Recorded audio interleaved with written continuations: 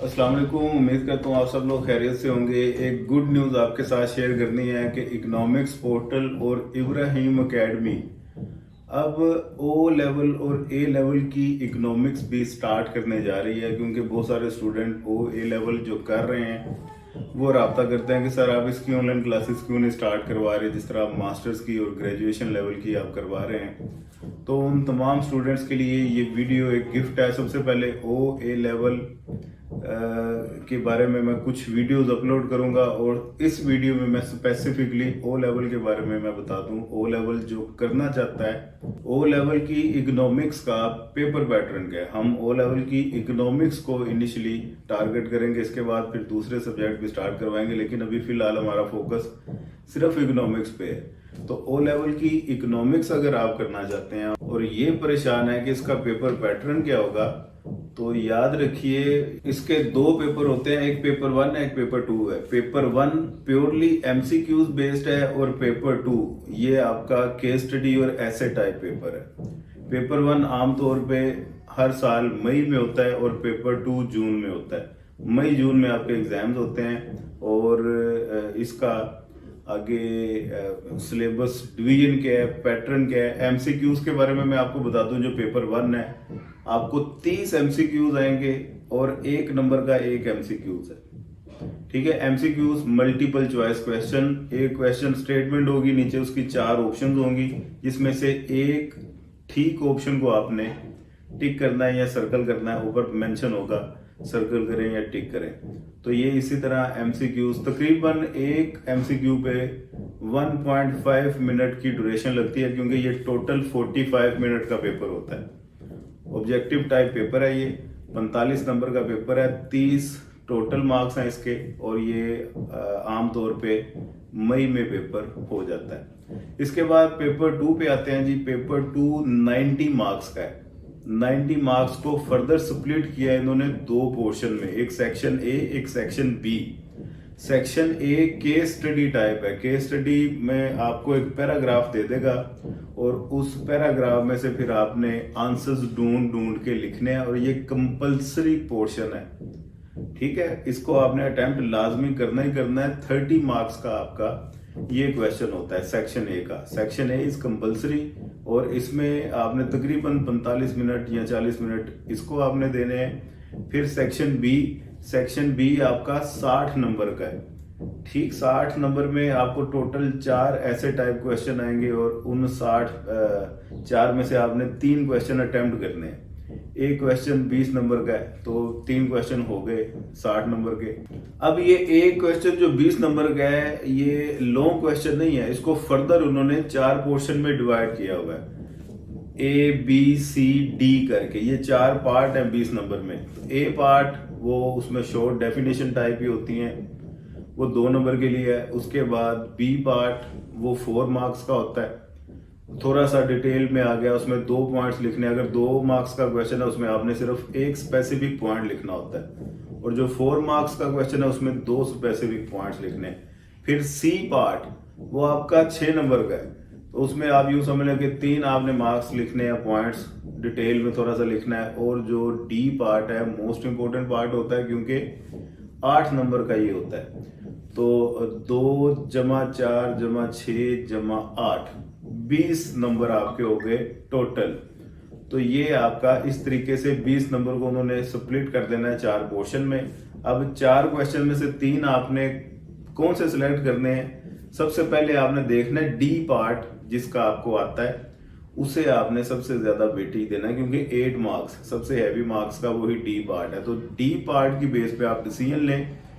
जिन questions के D part आते हैं आप वो वाले 3 क्वेश्चन सिलेक्ट कर लें, और इसके डी पार्ट अगर आता है तो आपको बाकी दूसरे पार्ट भी आते होंगे, या एटलीस्ट कोई पहला ए या बी पार्ट में अगर आपको मसला भी हो रहा है और बाकी आखिरी 2 पार्ट आपको बहुत अच्छे आते हैं, वो वाले क्वेश्चन आप सिलेक्ट करें। ठीक है, इस तरीके से आपने तकरीबन 1.5 घंटा इस सेक्शन बी वाले पेपर में देना चाहिए आपको। और ये टोटल मिला के सेक्शन ए और सेक्शन बी मिला के 2.25 घंटे का पेपर है जी। 2 घंटे 15 मिनट आपको टोटल ड्यूरेशन मिलेगी।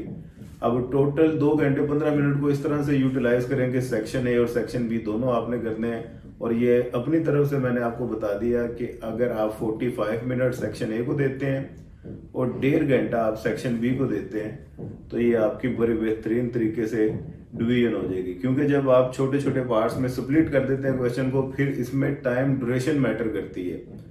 बाद 2 नंबर का क्वेश्चन है, उसमें आपने इतना ज्यादा टाइम लगा दिया और जो 8 नंबर का क्वेश्चन है उसके लिए टाइम ही नहीं बचता। असल में इसमें टाइम मैनेजमेंट वो मैटर कर रही होती है और ये चेक करते हैं कि पेपर कॉन्सेप्ट ग्रिप के साथ टाइम मैनेजमेंट भी किसकी अच्छी है।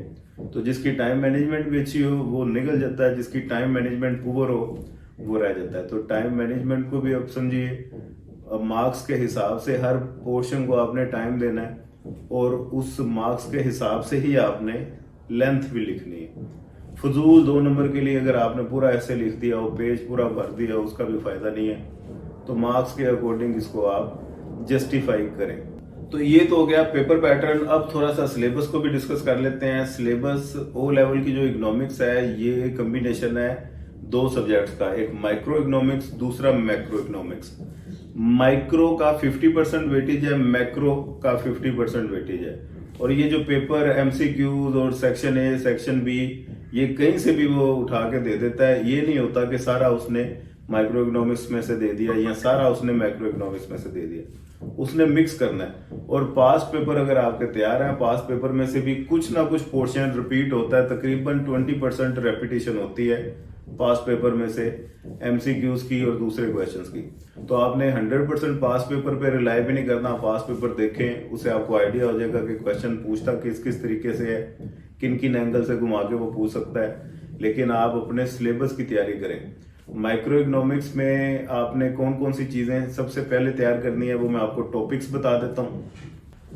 सबसे पहले तो माइक्रो इकोनॉमिक्स में डिमांड एंड सप्लाई का चैप्टर है, कंप्लीट चैप्टर है जिसमें डिमांड, इलास्टिसिटी ऑफ डिमांड, ये सारा आपने देखना है। लॉ ऑफ डिमांड क्या होता है, इलास्टिसिटी मेजर करने के डिफरेंट मेथड कौन कौन से हैं। इसी तरह सप्लाई क्या है, इलास्टिसिटी ऑफ सप्लाई क्या है, लॉ ऑफ सप्लाई क्या है, इलास्टिसिटी मेजर करने के डिफरेंट मेथड कौन कौन से हैं। ये कंप्लीट फुल फ्लेज एक चैप्टर हो गया, मोस्ट इंपोर्टेंट चैप्टर है।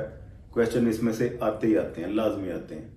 उसके बाद नेक्स्ट पार्ट है इसका मार्केट का। मार्केट क्या होती है, इसकी डिफरेंट टाइप्स कौन कौन सी हैं, जिसमें perfect competition, monopoly, monopolistic competition आ जाता है खास तौर पे। इनको आगे फर्दर डिटेल में स्प्लिट करें तो मोनोपोली में भी फिर मोनोपोलिस्टिक कंपटीशन है, डोपली, ओलिगोपली वगैरह वगैरह है। बहरहाल मार्केट के नाम से अगला आपका पोर्शन है और मार्केट के बाद नेक्स्ट जो सेगमेंट आपका बनता है वो मार्केट फेलियर का है। मार्केट फेलियर की रीजंस कौन कौन सी हैं उनको डिस्कस करें और इनको ओवरकम कैसे किया जा सकता है।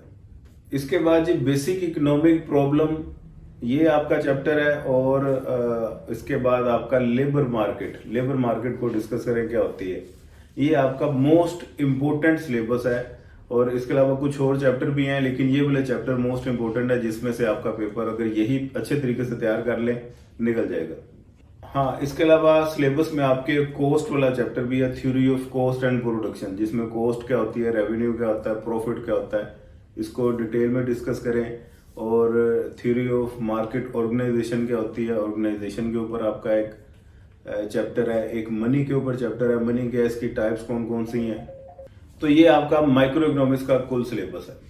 अब मैक्रो इकोनॉमिक्स की अगर बात करें, मैक्रो इकोनॉमिक्स में क्या क्या चीजें हैं। इन्फ्लेशन मोस्ट इंपोर्टेंट चैप्टर है। इन्फ्लेशन का आपको डिटेल में काम आना चाहिए। इन्फ्लेशन, इसकी टाइप्स कौन कौन सी हैं, इन्फ्लेशन को दूर करने के स्टेप्स कौन कौन से हैं, कॉजेज इन्फ्लेशन की क्या क्या हैं।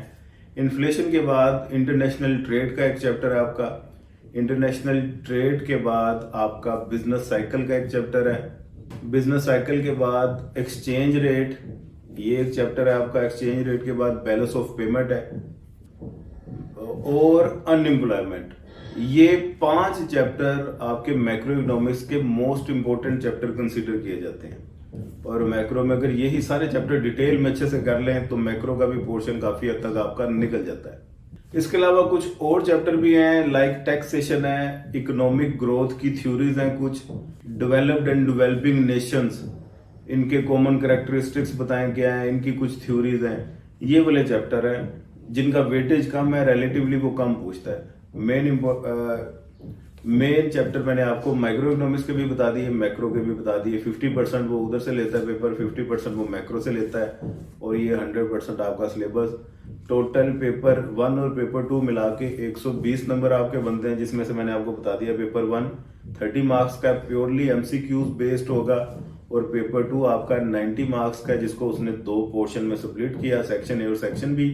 और सेक्शन ए आपका 30 मार्क्स का और दूसरा आपका सेक्शन बी 60 मार्क्स का। फर्दर किसी चीज पे कोई आपको गाइडेंस चाहिए हो, कोई कंफ्यूजन हो, आप रब्ता कर सकते हैं। व्हाट्सएप नंबर आपको सामने स्क्रीन पे नजर आ रहा है। किसी ने ओ लेवल की इकोनॉमिक्स की प्रेपरेशन करनी हो ऑनलाइन, वो हमने स्टार्ट करवा दी है जी, वो रब्ता कर सकता है। आपको इंशाल्लाह ताला पूरी बेहतरीन तैयारी करवा देंगे 100% गारंटी के साथ। यहाँ से आपको काफ़ी हद तक चीज़ें कवर हो जाएंगी। इसके अलावा हमारे कुछ नोट्स हैं, वो उनके साथ हम आपको तैयारी करवाएंगे, बहुत अच्छी तैयारी हो जाएगी। दुआ में याद रखिएगा, वीडियो को दोस्तों के साथ शेयर लाजमी कर दीजिएगा। खुदा हाफिज। जी अस्सलाम वालेकुम।